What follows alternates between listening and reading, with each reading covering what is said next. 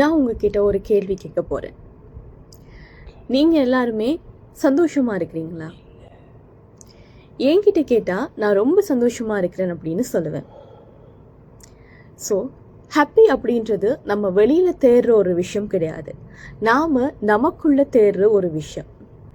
வாழ்க்கையில் எல்லாமே பர்ஃபெக்டாக இருந்தால் தான் சந்தோஷம் வரும்னு சொல்லி யார் சொன்னது?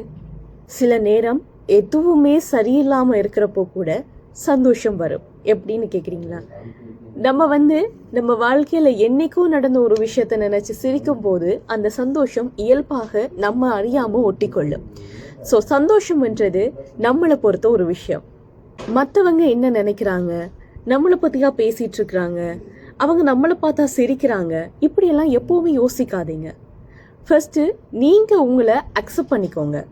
நீங்கள் உங்களை அக்செப்ட் பண்ணுறது தான் உலகத்திலேயே மிகப்பெரிய பிக்கஸ்ட் ஃப்ரீடம் அப்படின்னு சொல்லலாம்.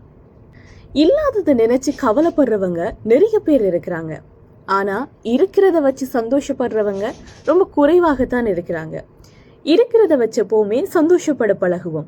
நம்ம கிட்ட இருக்கிறது கூட இல்லாமல் இங்கே நிறைய பேர் இருக்கிறாங்கன்றத நம்ம எப்போவுமே மைண்டில் வச்சுக்க பழகணும்.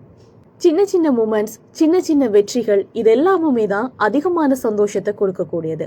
எப்போவுமே நீங்கள் ஆசைப்படுற சின்ன சின்ன மூமெண்ட்ஸை கூட மிஸ் பண்ணிடாதீங்க. நீங்கள் ஹாப்பியாக இருக்கிறதுக்கு யாருமே இங்கே பெர்மிஷன் கொடுக்க வேண்டிய அவசியம் கிடையாது. நீங்கள் ஹாப்பியாக இருக்கணும்னு நீங்கள் நினச்சா உங்களால் அது முடியாதது கிடையாது. இங்கே மகிழ்ச்சி அப்படின்றது ஒரு டெஸ்டினேஷன் கிடையாது, அது ஒரு டிசிஷன் அப்படின்றத எப்போவுமே மைண்டில் வச்சுக்கோங்க. ஸோ இந்த உலகத்தில் பிறந்த எல்லாருக்குமே சந்தோஷமாக இருக்கிறதுக்கான எல்லா உரிமையும் இருக்குது. அது எப்போவுமே உங்கள் கையில் தான் இருக்குன்றதை மறந்துடாதீங்க.